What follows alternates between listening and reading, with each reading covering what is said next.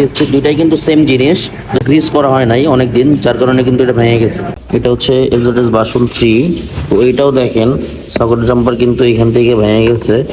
তো মূলত এখানে যে গ্রিজ না করার কারণে ভাঙে। আমি আগে একটা ভিডিও দিয়েছিলাম, সেখানে দেখছেন যে এখানে যে রডটা গ্রিজটা আছে, বুশটা আছে, এখানে গ্রিজ না করলে মূলত এগুলো ভেঙে যায়।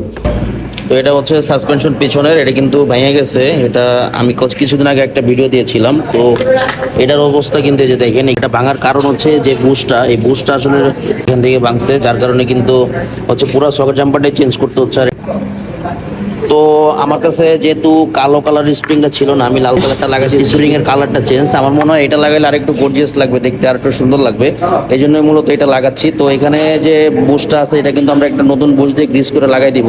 তো এটা এই যে বুশটা আছে, এটা কিন্তু খুব সুন্দর করে গ্রিস করে পরে লাগাইতে হবে।